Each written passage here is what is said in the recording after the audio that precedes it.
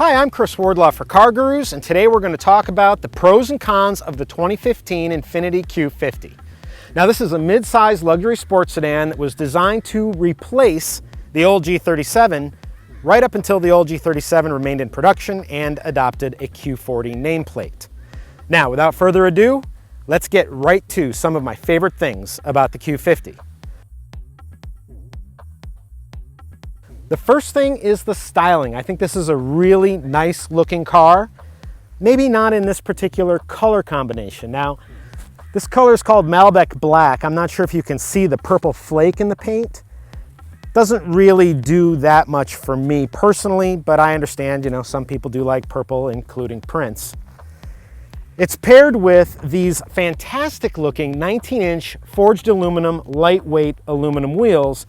But as you can see, they've got kind of a blue flake in the paint on those, and that blue with the purple isn't really doing it for me. Those wheels probably would look better with a different paint color.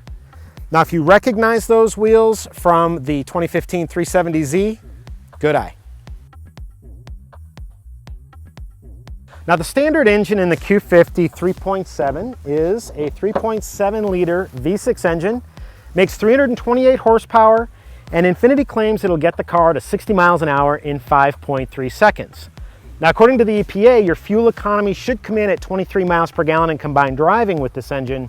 However, I only got 19.2 miles per gallon. If fuel economy is important to you, you might want to consider the Q50 hybrid. It's got 360 combined horsepower, it's quicker than this vehicle, and it's rated to get 31 miles per gallon in combined driving. Now, the V6 is connected to this 7-speed automatic transmission. It includes downshift rev matching, and it adapts to your driving style so that the car is automatically shifting the way that you would naturally expect. If you decide that you want to shift manually, you just put it over here in manual mode, or you can just do it right from drive, and you can use these beautiful, slender, fixed magnesium paddle shifters. I mean, this is attention to detail. Really showcases Infiniti's intent with the car. And if you shuffle steer like I do on twisty roads, they're always right there, right where you need them. Now, if you've been suffering through some terrible winters as of late, you can upgrade from the standard rear-wheel drive with an all-wheel drive system. And I'm going to tell you right now, if you are a driving enthusiast and you like taking the long way home after work, you're not going to want the direct adaptive steer. It's fine around town, it's fine in the suburbs, it's fine on the freeway, but when you get on a twisty back road, it feels like you're playing a video game.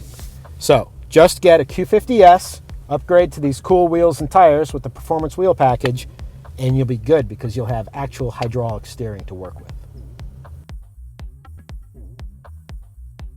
Now, normally I'm a guy who prefers simplicity to complexity, so I'm not usually an advocate of a lot of technology in vehicles.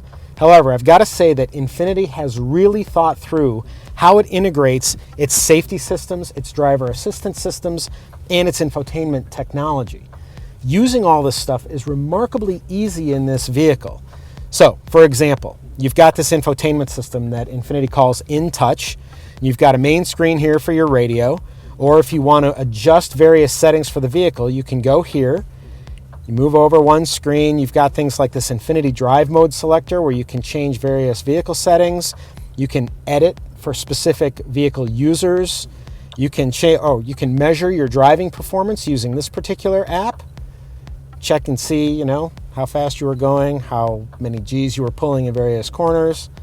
Over here, you can connect to Facebook. You've got driver assistance technologies here. You can set whether they're chiming, how they're warning you, their sensitivity levels. You can even turn them off if you want. One of my other favorite things about this car is the driver assistance systems, the ones that prevent you from crashing into somebody or departing a lane or changing lanes into somebody else by automatically braking. You can turn them on and off with one button right here.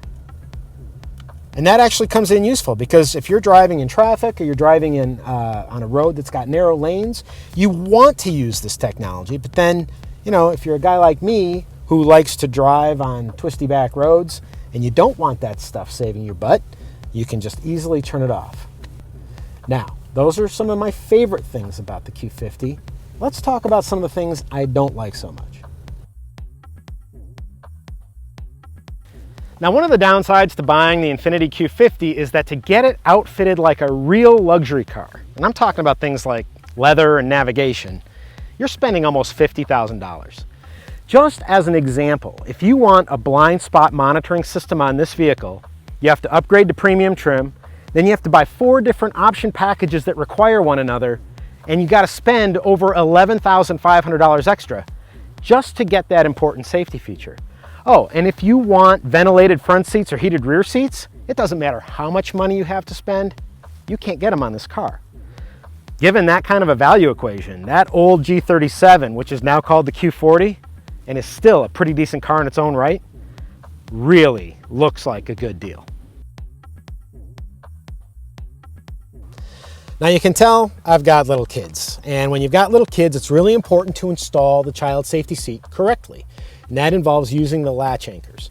In this car, the latch anchors are really hard to use, and with this particular seat that I own, I had a really tough time getting this thing, getting the right amount of leverage to get it anchored so that the seat base doesn't move a lot. I mean, it's not supposed to move more than an inch in any direction, and in most cars, I can get this sucker tightened down so tight that it doesn't move at all.